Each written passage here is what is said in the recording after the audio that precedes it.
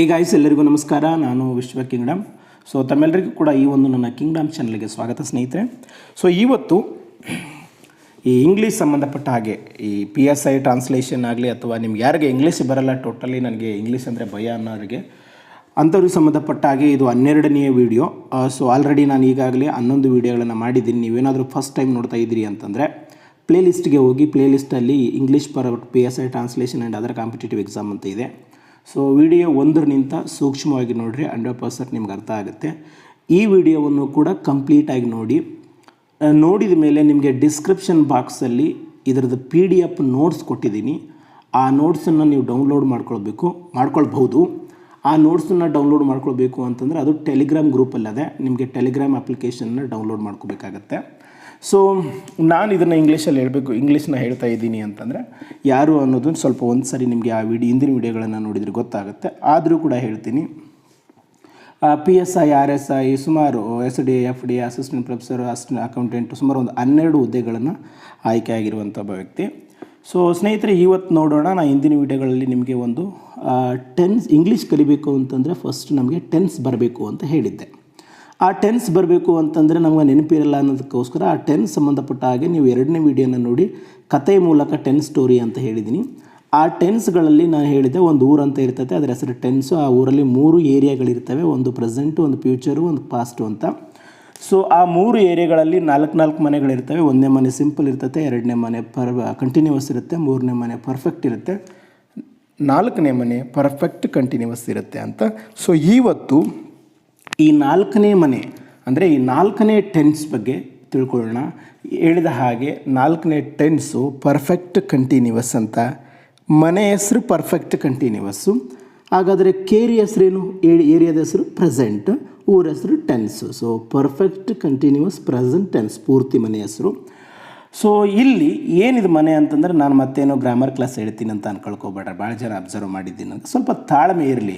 ಒಂದು ನಾನಿಲ್ಲಿ ಹೇಳ್ತಾ ಇರೋದು ಕನ್ನಡ ಭಾಷೆ ಮುಖಾಂತರನೇ, ಅದು ಅತ್ಯಂತ ಗ್ರಾಮೀಣ ಶೈಲಿಯಲ್ಲಿ ಹೇಳ್ತಾ ಇದ್ದೀನಿ. ಸ್ವಲ್ಪ ತಾಳ್ಮೆ ಇಟ್ಕೊಂಡು ಕಲಿತ್ರೆ 100% ನಿಮಗೆ ಸಕ್ಸಸ್ ಆಗುತ್ತೆ. ನಿಮ್ಗೆ ತಾಳ್ಮೆನೇ ಇಲ್ಲ ಅಂತಂತಂದರೆ ಅದು ಭಾಳ ಕಷ್ಟ ಆಗುತ್ತೆ. ಸೊ ಏನು ಮಾಡಿರಿ ಅಂತಂತಂದರೆ, ಈಗ ಒಂದು ಟೆನ್ಸನ್ನು ಕಲಿಬೇಕಾಯ್ತಂದ್ರೆ ಒಂದು 12 ಟೆನ್ಸ್ ಕಲ್ತ್ಬಿಟ್ರಿ ಅಂದರೆ ನಿಮ್ಗೆ 60% ಇಂಗ್ಲೀಷ್ ಬಂದಂಗೆ. ಈಗ 3 ಕಲ್ತಿರಿ, ಹಿಂದಿನ ವೀಡಿಯೋಗಳು ನೋಡಿರಿ. ಈ 4ನೇದು ನೋಡಿರಿ.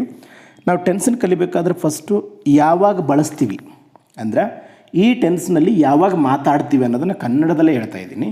ಮತ್ತು ಹೇಗೆ ಮಾತಾಡ್ತಾ ಇದ್ದೀವಿ ಅಂದರೆ ಹೆಂಗೆ ಮಾತಾಡ್ತಾ ಇದ್ದೀವಿ, ಹೌ ಟು ಟಾಕ್.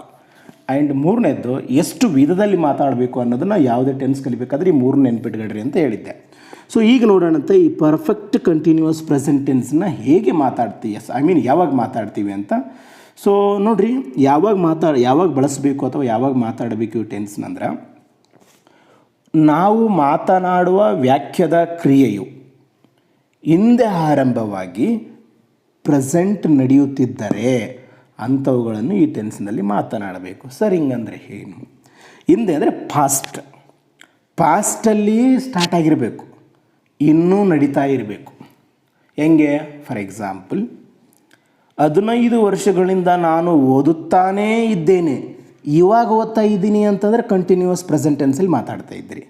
ಓದಾಗ ಯಾವಾಗ ಸ್ಟಾರ್ಟ್ ಮಾಡಿದ್ರಿ? 15 ವರ್ಷದಿಂದ ಸ್ಟಾರ್ಟ್ ಮಾಡಿದಿರಿ, ಬಟ್ ಇನ್ನೂ ಓದ್ತಾನೇ ಇದ್ದೀರಿ ಅಂದರೆ ಕೆಲಸ ಇವತ್ತಿಗೂ ನಡೀತಾ ಇದೆ. ನಾವು ಹೇಳ್ತಾ ಇರ್ತೀವಿ ನೋಡ್ರಿ, ನಾನು ಓದ್ತಾನೇ ಇದ್ದೀನಿ, ಪಾಸ್ ಆಗೋಕ್ಕಾಗ್ತಾ ಇಲ್ಲ. ಓದ್ತಾನೇ ಇದ್ದೀನಿ ಅಂದರೆ ಭಾಳ ದಿನಗಳಿಂದ ಹಿಂದೆ ಚಾಲೂ ಮಾಡಿಯಾ, ಇನ್ನೂ ನಡೀತಾ ಇದೆ. ಸೊ ಹಿಂದೆ ಆರಂಭವಾದ ಕ್ರಿಯೆಗಳು. ಕ್ರಿಯೆ ಅಂದರೆ ಓದು ಅನ್ನೋದು ಇಲ್ಲಿ ವರ್ಬದೆ. ನಾವು ಯಾವುದೇ ಒಂದು ಇಂಗ್ಲೀಷ್ ಭಾಷೆ ಕಲಿಬೇಕಾದ್ರೆ ಕ್ರಿಯೆಗಳೇ ಇಂಪಾರ್ಟೆಂಟ್ ಇಲ್ಲಿ.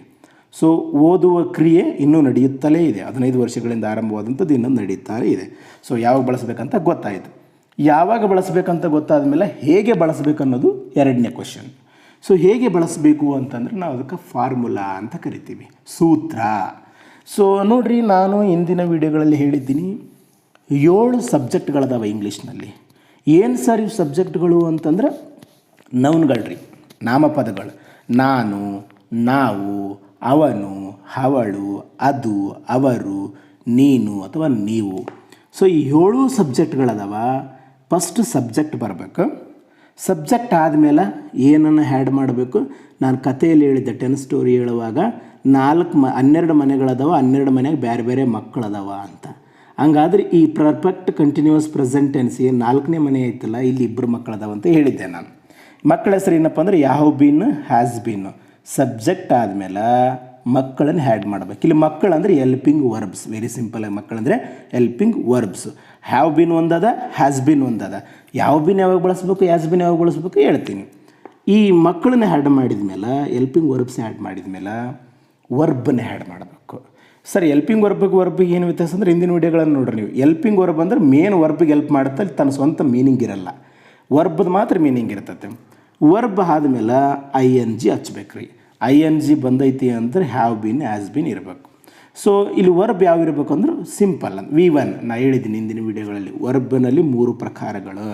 ಒಂದು ಸಿಂಪಲ್, ಒಂದು ಫಾಸ್ಟ್, ಒಂದು ಪಾಸ್ಟ್ ಪಾರ್ಟಿಸಿಪಲ್. ಸಿಂಪಲ್ಗೆ ನಾವು V1 ಅಂತ ಕರಿತೀವಿ. ಸಿಂಪಲ್ ಇದು ನಥಿಂಗ್ ಬಟ್ ಪ್ರೆಸೆಂಟ್. ಫಾಸ್ಟ್ಗೆ V2 ಅಂತ ಕರಿತೀವಿ. ಫಾಸ್ಟ್ ಪಾರ್ಟಿಸಿಪಲ್ಗೆ V3 ಅಂತ ಕರಿತೀವಿ. ಸೊ ಇಲ್ಲೇನು ಮಕ್ಕಳು ಅದಾವಲ್ಲ ಅವೇ ಎಲ್ಪಿಂಗ್ ವರ್ಬ್ಸ್ ಆಗಿರ್ತವೆ. So helping verbs are have been ಮತ್ತು ಹ್ಯಾಸ್ ಬೀನ್. ಸೊ ಇವಾಗ ನೋಡ್ರಿ, ಇದು ಫಾರ್ಮುಲಾ ಆಯಿತು. ಆದರೆ ಇಲ್ಲಿ ಒಂದನ್ನು ಅಬ್ಸರ್ವ್ ಮಾಡ್ಕೊಳ್ಬೇಕು. ಒಂದು ಉದಾಹರಣೆಯಾಗಿ ನಾವು ತೊಗೊಂಡ್ರೆ, I have been studying. I ಅನ್ನೋದು ಸಬ್ಜೆಕ್ಟ, ಹ್ಯಾವ್ ಬೀನ್ ಅನ್ನೋದು ಎಲ್ಪಿಂಗ್ ವರ್ಬ. ಸೊ ಸ್ಟಡಿ ಅನ್ನೋದು ವರ್ಬ್, ಐ ಎನ್ ಜಿ ಅಂತೀವಿ ಸ್ಟಡಿಂಗ್. ಇದ್ರದ್ದು ಕನ್ನಡ ಮೀನಿಂಗ್ ಏನಾಗುತ್ತೆ ಅಂದ್ರೆ ನಾನು ಓದುತ್ತಾನೇ ಇದ್ದೇನೆ ಅಥವಾ ಇದ್ದೀನಿ. ನೋಡಿರಿ, ಇದ್ದೇನೆ ಇದೀನಿ ಅಂತ ಭಾಷೆ ಮತ್ತು ಡಿಫ್ರೆನ್ಸ್ ಹುಡ್ಕಕ್ಕೆ ಹೋಗಬೇಡ್ರಿ. ಇದು ಪ್ರಾದೇಶಿಕ ಭಿನ್ನತೆ ಅಷ್ಟೇ. ನಾನು ಓದ್ತಾನೆ ಇದ್ದೀನಿ, ನಾನು ಓದುತ್ತಾನೆ ಇದ್ದೇನೆ. ಎರಡು, ಒಂದು ಪುಸ್ತಕ ಭಾಷೆ ಆಗುತ್ತೆ, ಒಂದು ನಮ್ಮ ಆಡು ಭಾಷೆ ಆಗುತ್ತೆ. ಸೊ ಇಲ್ಲಿ ಹ್ಯಾವ್ ಬೀನ್ ಬಂದೈತೆ. I plus have bean plus study plus I N G. ಹಾಗಾದ್ರೆ ಹ್ಯಾಸ್ ಬೀನ್ನ ಎಲ್ಲಿ ಯೂಸ್ ಮಾಡಬೇಕು? ಹ್ಯಾಸ್ ಬೀನನ್ನು ಎಲ್ಲಿ ಯೂಸ್ ಮಾಡಬೇಕು ಅಂತಂದ್ರೆ, ನಾನು ಪರ್ಸನ್ಸ್ ಅಂತ ಹೇಳಿದ್ದು ನೋಡಿರಿ. First person, second person, third person ಅಂತ. ಸೊ ಈ ಶೀಟ್ ಥರ್ಡ್ ಪರ್ಸನ್, ಈ ಶೀಟ್ಗಳು ಸಿಂಗುಲರ್ ಅಂತ ಕರಿತೀವಿ. 3ಕ್ಕೆ ಮಾತ್ರ ಹ್ಯಾಸ್ ಬೀನ್ ಅಂತ ಯೂಸ್ ಮಾಡಬೇಕು. ಸೊ ಇದನ್ನು ಅಬ್ಸರ್ವ್ ತಲೆಗಿಟ್ಕೊಂಡಿರಿ. ಸೊ ಇನ್ನು ನೆಕ್ಸ್ಟು, ಸಾಮಾನ್ಯವಾಗಿ ನಾನು ಹೇಳಿದೆ 3 ವಿಷಯ ನೆನ್ಪಿಟ್ಕೊಳ್ಬೇಕು ಒಂದು ಟೆನ್ಸ್ ಕಲಿಬೇಕು. ಅದರಿಂದ ಯಾವಾಗ ಬಳಸಬೇಕು ಈ ನೋಡಿದ್ದೀವಿ ನಾವು. ಯಾವಾಗ ಬಳಸ್ಬೇಕಂತಂದ್ರೆ ಹಿಂದೆ ಸ್ಟಾರ್ಟಾಗಿ ಇನ್ನೂ ನಡೀತಾ ಇರಬೇಕು. ಹೆಂಗೆ ಬಳಸಬೇಕು ಫಾರ್ಮುಲಾ ನೋಡಿದ್ದೀವಿ. ಎಷ್ಟು ವಿಧದಲ್ಲಿ ಬಳಸಬೇಕು ನಾವು ಪರ್ಫೆಕ್ಟಾಗಿ ನಿಮ್ಗೆ ಇವನ್ನ ಈ ಒಂದು ಎಷ್ಟು ವಿಧದಲ್ಲಿ ಬಳಸಬೇಕು ಅನ್ನೋದಕ್ಕೆ ನಾನು ಕಂಡೀಷನ್ಸ್ಗಳಂತ ಕರಿತೀನಿ.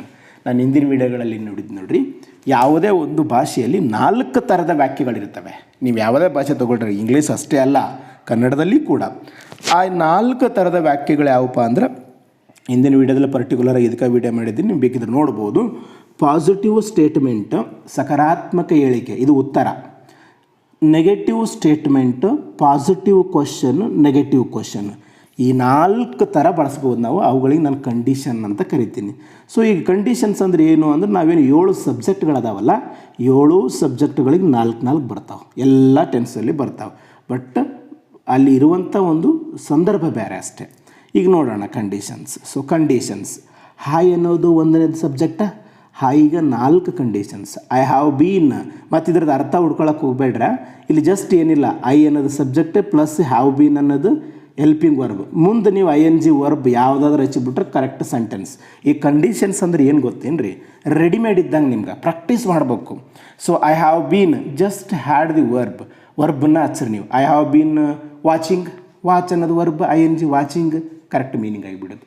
ನಾನು ನೋಡ್ತಾನೆ ಇದ್ದೇನೆ ಅಥವಾ ನೋಡ್ತಾನೆ ಇದ್ದೀನಿ.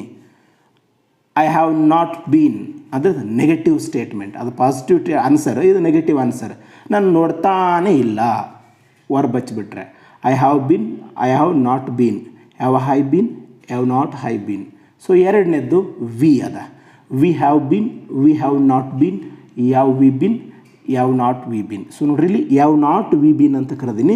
ಇದನ್ನು ಸ್ಪೀಡಾಗಿ ಹೇಳೋರು ಎವಂಟ್ ವಿ ಬೀನ್ ಅಂತ ಕೂಡ ಕರೀತಾರೆ. ಮೀನಿಂಗ್ ಸೇಮೇ, ಅಷ್ಟೇ ಅದು ಫ್ಲೂಯೆಂಟ್ ಇಂಗ್ಲೀಷು, ಇದು ನಾರ್ಮಲ್ ಇಂಗ್ಲೀಷು.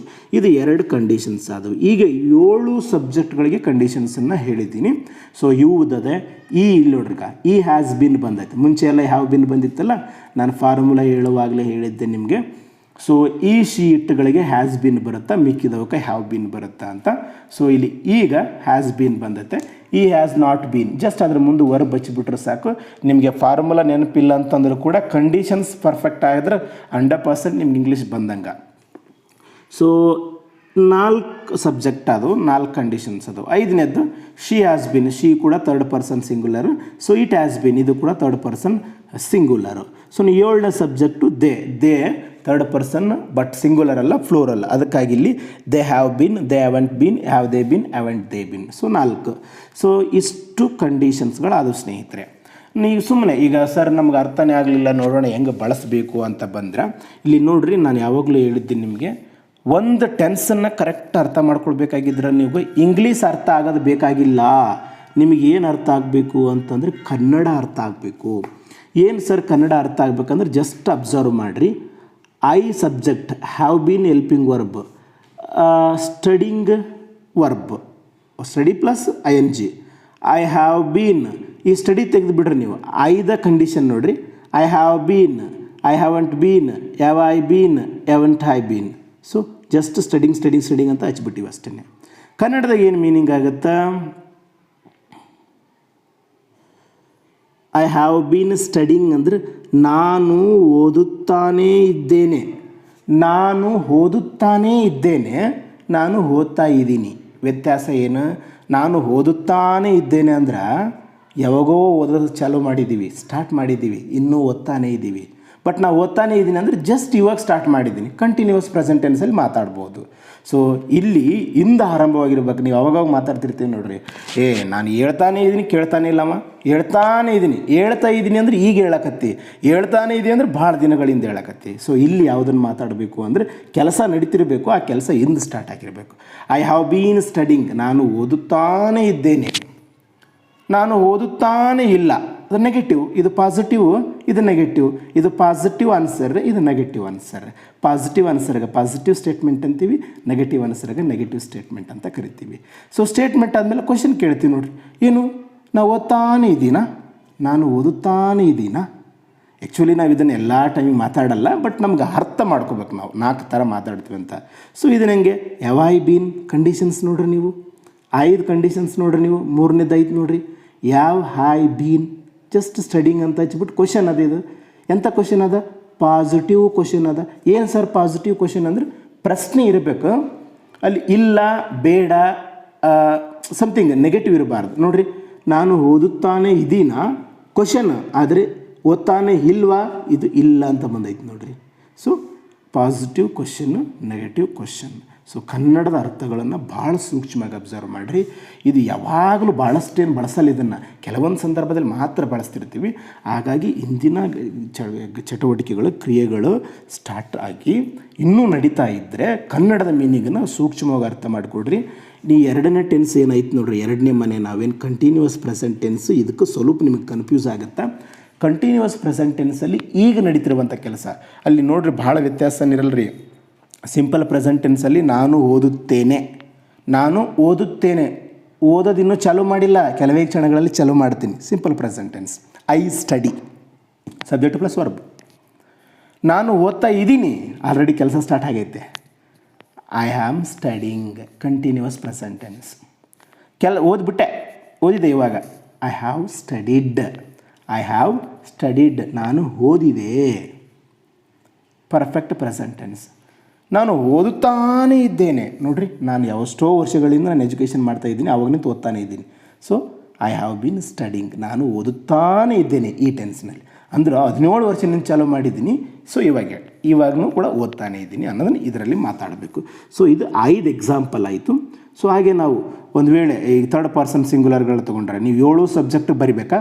ನೀವೇನು ಈಗ ನಾನು ಇಲ್ಲಿ 2 ಬರ್ದಿ ನಾನು ಅಷ್ಟೇ. ಈಗ ನಾನು ಐ ಬರೆದಿದ್ದೆ, ವಿ ಬರಿಬೇಕು ನೀವು. ವಿ ಹ್ಯಾವ್ ಬೀನ್ ಸ್ಟಡಿಂಗ್, ನಾವು ಓದುತ್ತಾನೇ ಇದ್ದೀವಿ, ಓದುತ್ತಾನೆ ಇದ್ದೀವಿ. ಇದ್ದೇವೋ ಅಲ್ಲ, ಮತ್ತು ಇದ್ದೇವು ಅಂದರೆ ಪಾಸ್ಟ್ ಆಗುತ್ತೆ. ಈಗ ಓದ್ತಾ ಇರಬೇಕು ನೀವು. ನಾವು ಓದುತ್ತಾನೆ ಇಲ್ಲ. ಸೊ ಕಂಡೀಷನ್ಗಳಿಗೆ ವರ್ಬ್ ಆ್ಯಡ್ ಮಾಡಿರಿ ನೀವು. 7 ಸಬ್ಜೆಕ್ಟ್ಗಳಿಗೆ ಬರ್ಕೋಬೇಕು. ನಾನು ಬರೀ ಇಲ್ಲಿ 2 ಬರ್ದೀನಿ. ಸೊ ನೋಡಿರಿ, ಥರ್ಡ್ ಪರ್ಸನ್ ನಾವು ನೋಡೋದಾದ್ರೆ ಈ ಹ್ಯಾಸ್ ಬೀನ್ ಸ್ಟಡಿಂಗ್, ಅವನು ಓದುತ್ತಾನೆ ಇದ್ದಾನೆ. ಈ ಹ್ಯಾಸ್ ನಾಟ್ ಬೀನ್ ಸ್ಟಡಿಂಗ್, ಅವನು ಓದ್ತಾನೇ ಇಲ್ಲ. ನಾವು ಹೇಳ್ತೀವಿ ಅವನು ಓದಕತ್ತಾನ, ಅವನು ಭಾಳ ದಿನಗಳಿಂದ ಓದ್ತಾನೆ ಇದ್ದಾನೆ. ಆವಾಗ is studying so many days ಅನ್ನೋದಕ್ಕಿಂತ, ಫ್ರಮ್ ಸೋ ಮೆನಿ ಇಯರ್ಸ್ ಅನ್ನೋದಕ್ಕಿಂತ ಈ ಹ್ಯಾಸ್ ಬೀನ್ ಸ್ಟಡಿಂಗ್ ಅಂದ್ಬಿಟ್ರೆ ಕರೆಕ್ಟ್ ಆಗಿಬಿಡ್ತದೆ. So he has been studying, ಅವನು ಓದುತ್ತಾನೆ ಇದ್ದಾನೆ, ಅವನು ಓದ್ತಾನೆ ಇಲ್ಲ, ನೆಗೆಟಿವ್ ಸ್ಟೇಟ್ಮೆಂಟು. ಅವ್ನು ಓದ್ತಾನೆ ಇದ್ದಾನ, ಅವ್ನು ಕೇಳ್ತಾನೆ, ಇನ್ನೊಬ್ಬ ನಿಮ್ಮ ಫ್ರೆಂಡಿಗೆ ಹೇಳ್ತಿರ್ತೀರಿ ಅವ್ನು ಓದ್ತಾನೆ ಇದ್ದಾನಲಿ ಅಂತ ನೀವು ಹೇಳ್ತಿರ್ತೀರಿ, ಅವ್ನು ಓದ್ತಾನೆ ಇದ್ದಾನ ಅಂತ ಅವ್ನು ಕೇಳ್ತಾನೆ. ಆವಾಗ ಆ್ಯಸ್ ಈ ಬೀನ್ ಸ್ಟಡಿಂಗ್ ಅನ್ಬೇಕಾ ಹೊರ್ತಾಗಿ ಈ ಹ್ಯಾಸ್ ಬೀನ್ ಸ್ಟಡಿಂಗ್ ಅಂತ ನಾವು ಕನ್ನಡದಾಗ ಮಾತಾಡ್ತಿರ್ತೀವಿ ನೋಡ್ರಿ. ಅವ್ನು ಓದ್ತಾ ಇದ್ದಾನ ಅಂತ ಬರೀ ನಾವು ಮುಖಭಾವನೆದ ಕನ್ನಡದ ಕ್ವಶನ್ ಆಗುತ್ತೆ. ಇಂಗ್ಲೀಷ್ನಾಗ ಹಂಗೆ ಆಗಬಾರ್ದು, ನಾವು ಇಲ್ಲಿವರೆಗೆ ಹಂಗೆ ಮಾಡಿದ್ದು. ಈ ಹ್ಯಾಸ್ ಬೀನ್ ಸ್ಟಡಿಂಗ್ ಹಿಂಗೆ ಅಲ್ಲ, ಆ್ಯಸ್ ಈ ಬೀನ್ ಸ್ಟಡಿಂಗ್. ಕಂಡೀಷನ್ಸ್ಗಳು ನೋಡ್ರಿ ನೀವು. ಆ್ಯಸ್ ಈ ಬೀನ್ ಸ್ಟಡಿಂಗ್, ಅವನು ಓದ್ತಾನೆ ಇದ್ದಾನೆಯೇ. ಸೊ ಅವನು ಓದ್ತಾನೆ ಇಲ್ವಾ, ನಾವು ಹೇಳ್ತೀವಿ ಅವನು ಓದ್ತಾನೆ ಇಲ್ಲಲೇ ಅಂತ ಹೇಳ್ತೀವಿ. ಆವಾಗ ಓದ್ತಾನೆ ಇಲ್ವಾ ಅಂತಂದಾಗ ಆ್ಯಸ್ ನಾಟ್ ಈ ಬೀನ್ ಸ್ಟಡಿಂಗ್ ಅಂತಂದರೆ ಅವನು ಓದ್ತಾನೆ ಇಲ್ವಾ. ಸೊ 4 ಥರದ ವ್ಯಾಖ್ಯೆಗಳದವ. ಸೊ ನೋಡಿದ್ರಲ್ಲ ಸ್ನೇಹಿತರೆ, ಪ್ರೆಸೆಂಟ್ ಪರ್ಫೆಕ್ಟ್ ಟೆನ್ಸ್ ಹೆಂಗಿರ್ತದೆ ಅಂತ. ಸೊ ಅದ್ರ ಜೊತೆಗೆ ಒಂದು ಯಾವತ್ತೂ ನೆನ್ಪಿಟ್ಕೊಡ್ರಿ, ನಿಮಗೆ ಬರಬೇಕು ಪರ್ಫೆಕ್ಟ್ ಆಗಬೇಕು ಅಂತಂದ್ರೆ ಅತಿ ಹೆಚ್ಚು ಬಾರಿ ಪ್ರಾಕ್ಟೀಸ್ ಮಾಡಬೇಕು ನೀವು. ಸೊ ಹೆಂಗೆ ಪ್ರಾಕ್ಟೀಸ್ ಮಾಡ್ಬೇಕಂದ್ರೆ ಈಗ ವಿಡಿಯೋ ನೋಡಿ ಡೌನ್ಲೋಡ್ ಮಾಡ್ಕೊಳ್ರಿ, ಆ ಒಂದು ಟೆಲಿಗ್ರಾಮ್ ಗ್ರೂಪಿಗೆ ಜಾಯ್ನ್ ಆಗಿರಿ. ಜಾಯ್ನ್ ಆದಾಗ ಇಲ್ಲಿ ನಿಮಗೆ ಒಂದು PDF ಸಿಗ್ತದೆ. ಇದೇ ಈಗೇನು ಸ್ಲೈಡ್ಸ್ ಅದಾವಲ್ಲ ಅವೇ PDF ಸಿಗ್ತದೆ. ಲಾಸ್ಟಿಗೆ ಎಲ್ಲ ವಿಡಿಯೋಗಳಾದ್ಮೇಲೆ ಬೇಕಿದ್ರೆ ನಾನೊಂದು ಟೈಪ್ ಮಾಡಿ ಒಂದು ಸಣ್ಣದೊಂದು ಬುಕ್ಲೆಟ್ ಥರ ಮಾಡಿ ನಿಮಗೆಲ್ಲವಷ್ಟನ್ನು ಕೊಡೋವಂಥ ಪ್ರಯತ್ನ ಮಾಡ್ತೀನಿ. ಸೊ ಜಾಸ್ತಿ ಪ್ರಾಕ್ಟೀಸ್ ಮಾಡಿ. ಹೆಂಗೆ ಪ್ರಾಕ್ಟೀಸ್ ಮಾಡಬೇಕು ಅಂದರೆ, ನೀವು ಈವ್ನಿಂಗ್ ಸುಮ್ಮನೆ ವಾಕ್ ಹೋಗ್ತಿರಲ್ಲ, ವಾಕ್ ಆದಾಗ ಏನಪ್ಪ ಪ್ರೆಸೆಂಟ್ ಪರ್ಫೆಕ್ಟ್ ಕಂಟಿನ್ಯೂಸ್ ಟೆನ್ಸ್ ಯಾವಾಗ ಮಾತಾಡಬೇಕು, ಇಂದು ಸ್ಟಾರ್ಟ್ ಆಗಿ ಈಗ ನಡೀತಾ ಇರಬೇಕು. ಅದರ ಫಾರ್ಮುಲಾ ಏನದ, ಸಬ್ಜೆಕ್ಟ್ 7 ಅದಾವ, ಪ್ಲಸ್ ಮಕ್ಕಳು, plus verb, plus ING. So conditions I have been, I have been, I been, I have been, ಈ ಥರ 7 ಕಂಡೀಷನ್ಸ್ಗೆ ಭಾಳಷ್ಟು ಸರಿ ಪ್ರಾಕ್ಟೀಸ್ ಮಾಡಬೇಕು. ಪ್ರತಿಯೊಂದು ಟೆನ್ಸ್ನ ಕನ್ನಡದ ಅರ್ಥಗಳಲ್ಲಿ ವ್ಯತ್ಯಾಸವನ್ನು ಸೂಕ್ಷ್ಮವಾಗಿ ಗಮನಿಸಬೇಕು. ನೋಡಿರಿ, ಯಾಕಂತ ಕೇಳಿದ್ರೆ ಇಲ್ಲಿ ನೋಡಿರಿ, ನಾನು ಓದುತ್ತೇನೆ, ನಾನು ಓದುತ್ತಿದ್ದೇನೆ, ನಾನು ಓದಿದೆ, ನಾನು ಓದುತ್ತಾನೇ ಇದ್ದೇನೆ, 4 ಟೆನ್ಸ್ನು ಬರ್ತವೆ ಇಲ್ಲಿವರೆಗೆ. ಸೊ ಇದರ ಕನ್ನಡದ ಸೂಕ್ಷ್ಮ ಅರ್ಥ ಓದುತ್ತೇನೆ ಅಂದರೆ ಇನ್ನೂ ಓದ್ತಾ ಇಲ್ಲ, ಕೆಲವೇ ಕ್ಷಣಗಳಲ್ಲಿ ಓದಬೇಕು. Simple present. ಓದ್ತಾ ಇದ್ದೀನಿ, ಈಗ ಓದಕತ್ತೀನಿ, ಕೆಲಸ ನಡೀತಾ ಇದೆ. ಕಂಟಿನ್ಯೂವಸ್. ಓದಿದೆ, ಕೆಲಸ ಮುಗೀತು. ಓದ್ತಾನೇ ಇದ್ದೀನಿ, ಎಂದು ಕೆಲಸ ಸ್ಟಾರ್ಟ್ ಮಾಡಿದೆ, ಇನ್ನೂ ನಡೆಯಕತ್ತೈತೆ. ಈ ಟೆನ್ಸ್ನ ಕಂಡೀಷನ್ಗಳನ್ನು ಅತಿ ಹೆಚ್ಚು ಪ್ರಾಕ್ಟೀಸ್ ಮಾಡಿ ಅವುಗಳಿಗೆ ಕ್ರಿಯಾಪದವನ್ನು ಸೇರಿಸಿದರೆ ನಿಮಗೆ ಇಂಗ್ಲೀಷ್ ತುಂಬ ಸರಳ. ಈಗ ನೋಡಿ, ನೀವು ಐ ಹ್ಯಾವ್ ಬೀನ್, ನಾನು ಇಲ್ಲಿ ಯಾವುದೋ ಒಂದು ಸ್ಟಡಿ ಅಂತ ತೊಗೊಂಡೆ, ನೀವು ಯಾವುದಾದ್ರೂ ತೊಗೊಳ್ರಿ. ನೀವು ಆಲ್ರೆಡಿ ನಾನು ಹಿಂದಿನ ವೀಡಿಯೋಗಳಲ್ಲಿ ಒಂದು PDF 300 ಕ್ರಿಯಾಪದಗಳದ್ದು ಒಂದು PDF ಕಳಿಸಿದ್ದೀನಿ ನೋಡಿರಿ. ಆ 300 ಪದಗಳ ಎಲ್ಲ ದಿನನಿತ್ಯದ ಚಟುವಟಿಕೆಗಳಲ್ಲೇ ಬರ್ತಾವೆ. ಸರ್ ನಾವು PSI ಓದಕ್ಕೆ ಎಲ್ಪ್ ಆಗ್ತಾವೆ ಸರ್. ಆ 300 ಪದಗಳು ನಿಮಗೆ ಬೇಸಿಕ್ ಅವು. ಬಟ್ ಸರ್ 300 ಪದಗಳು ನೀವು ನೀವು ಪ್ರಾಕ್ಟೀಸ್ ಸ್ಟಾರ್ಟ್ ಮಾಡಿದ್ರಿ ಅಂದರೆ 300 ಅಲ್ಲ 3000 ಪದಗಳನ್ನು ನಿಮ್ಗೆ ಗೊತ್ತಿಲ್ಲಾರ್ದಂಗೆ ನೀವು ಪ್ರಾಕ್ಟೀಸ್ ಮಾಡ್ತೀರಿ. ನಾನು ಹೇಳಿದ್ದೀನಿ ನಿಮಗೆ ಹೆಂಗೆ ಹೊರಬನ್ನು ಈ ವ್ಯಾಕ್ಯಾಬ್ಲರಿನ ಸಂಗ್ರಹ ಮಾಡಬೇಕಂತೂ ಹಿಂದಿನ ವೀಡಿಯೋದಲ್ಲಿ ಹೇಳಿದ್ದೀನಿ. ಯಾವುದಾದ್ರೂ ಕ್ರಿಯಾಪದ ಅಂತ ಬಂತಾ, ನಿನಗೆ ಹೊಸದಿತ್ತಾ, ಈ ಕಂಡೀಷನ್ಗಳ ಮುಂದೆ ಆ ಕ್ರಿಯಾಪದ ಹ್ಯಾಡ್ ಮಾಡಿಬಿಡು, 100% ಬರ್ತದೆ. ಸೊ ಹೆಚ್ಚು ಪ್ರಾಕ್ಟೀಸ್ ಮಾಡಿರಿ. ಹೆಚ್ಚು ಪ್ರಾಕ್ಟೀಸ್ ಮಾಡಿದ್ದೆ ಆದರೆ ಖಂಡಿತವಾಗಿ ನಿಮಗೆ ಇಂಗ್ಲೀಷ್ ಬಂದೇ ಬರ್ತೈತೆ. ಭಾಳ ಜನ ಕೇಳ್ತಾ ಇದ್ರಿ ಈ ಟೆಲಿಗ್ರಾಮಲ್ಲಿ ಮತ್ತು ಯೂಟ್ಯೂಬಲ್ಲಿ, ಸರ್ ಯಾಕೆ ಇತ್ತೀಚೆಗೆ ವೀಡಿಯೋ ಮಾಡಲಿಲ್ಲ ಅಂತ. ಸೊ ನೀವು ಕಮೆಂಟ್ಸನ್ನು ಅಬ್ಸರ್ವ್ ಮಾಡಿರಿ. ಕೆಲವೊಬ್ಬರು ಕಮೆಂಟ್ಸ್ ಹಾಕಿದ್ರು, ಪುಣ್ಯಾತ್ಮರು. I don't care. ಆ್ಯಕ್ಚುಲಿ ಈಗ ನೆಕ್ಸ್ಟ್ ವೀಡಿಯೋದಲ್ಲಿ ಬರ್ತೀನಿ, ನಾನು ನೆಕ್ಸ್ಟ್ ವೀಡಿಯೋ ಮಾಡ್ತಿದ್ದೀನಿ PSI ಸಂಬಂಧಪಟ್ಟ ಹಾಗೆ ಕರೆಂಟ್ ಅಫೇರ್ಸು ಮತ್ತು ಈ ಎಸ್ಸೆಗೆ ಸಂಬಂಧಪಟ್ಟಂಥದ್ದು ಇನ್ನೂ 2-3 ವೀಡಿಯೋ ಏನಂದರೂ ಕೂಡ ತಲೆ ಕೆಡಿಸ್ಕೊಳ್ಳೋಕೆ ಹೋಗಲ್ಲ. ಸೊ ನಿಮಗೆ ಯಾರಿಗಾದರೂ ಈಗ ಆ್ಯಕ್ಚುಲಿ ನೀವು ಇಂಗ್ಲೀಷ್ ವೀಡಿಯೋ ನೋಡ್ತಾ ಇದ್ದೀರಿ ಅಂತಂದರೆ ಹೆಚ್ಚು ಕಡಿಮೆ ರೆಗ್ಯುಲರ್, ನನ್ನ ಸ್ಟೂಡೆಂಟ್ಸ್ ಅಂತ ಕರೆಯಲ್ಲ ನಾನು ನಿಮಗೆ, ನನ್ನ ಸ್ನೇಹಿತರು ನೀವು. ಸೊ ನಿಮಗೆ ಯೂಸ್ ಆಗಲಿ ಅನ್ನೋ ಒಂದೇ ಇಂಟೆನ್ಷನ್ಗೆ ವೀಡಿಯೋ ಮಾಡ್ತಾಯಿದ್ದೀನಿ. ಸೊ ನಿಮ್ಗೆ ಯೂಸ್ಫುಲ್ ಅನಿಸಿತ್ತು ಅಂತಂದ್ರೆ ನಿಮ್ಮ ಮನೆಯಲ್ಲಿ ಅಕ್ಕ ತಂಗಿ ಅಣ್ಣ ತಮ್ಮ ಯಾರಾದರೂ ಇದ್ದರೆ ಅವ್ರುಗಳಿಗೆ ಶೇರ್ ಮಾಡ್ಕೊಳ್ಳಿ. ಈ ಸಬ್ಸ್ಕ್ರೈಬ್ ಆಗಿರಿ ಅಂತ ನಾನು ಹೇಳೋಕ್ಕೆ ಹೋಗಲ್ಲ, ಯಾವ ವೀಡಿಯೋದಲ್ಲಿ ಕೂಡ ನಾನು ಹೇಳಿಲ್ಲ.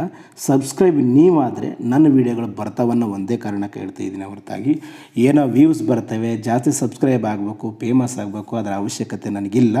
ನೀವೇನಾದರೂ ನನ್ನ ಬಗ್ಗೆ ತಿಳ್ಕೊಳ್ಬೇಕು ಅಂದರೆ ನಾನು ಹೇಳಿದ್ದೀನಿ ಯಾವಾಗಲೂ, ನನ್ನಿಂದ ಓದುವುದನ್ನು ಕಲೀರಿ, ನನ್ನಿಂದ ಅನುಭವಗಳನ್ನು ಕಲೀರಿ, ನನ್ನಿಂದ ಒಂದು ಎಕ್ಸ್ಪೀರಿಯನ್ಸ್ನ ತೊಗೊಳ್ರಿ. ಅದನ್ನು ಬಿಟ್ಟು ನೀವು ನನ್ನ ಬಗ್ಗೆ ಏನು ತಿಳ್ಕೊಂಡು ಏನೋ ಮಾಡೋದು ಅವಶ್ಯಕತೆ ಇಲ್ಲ. ಆದರೂ ಕೂಡ ಅದೊಂದು ಮನುಷ್ಯನಿಗೆ ಚಟ ಅದ ಜಾಸ್ತಿ. ಸೊ ಏನಪ್ಪ ಅಂತಂದರೆ ನಾವು ಮಾಡೋ ಕೆಲಸನ ಬಿಟ್ಟು ಬೇರೆ ಕೆಲಸನೇ ಮಾಡಬೇಕಂತ.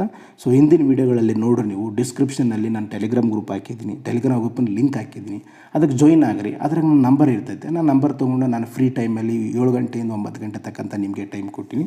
ಆವಾಗ ಕಾಲ್ ಮಾಡಿರಿ. ನಿಮಗೆಲ್ಲ ಡೌಟ್ಗಳಿಗೆ ಕೂಡ ನಾನು ಸಾಧ್ಯವಾದಷ್ಟು, ನಾನು ಏನೇನು ಮಾಡೋ ಕೆಲಸ ಎಲ್ಲರದು ಫ್ರೀ ಕುಂತಿಲ್ಲ, ನೆನ್ಪಿಟ್ಕೊಳ್ರಿ. ನಾನು ಈ ವಿಡಿಯೋ ಮಾಡಬೇಕಾಯ್ತು ಅಂತಂದರೆ I am sacrificing lot of my time.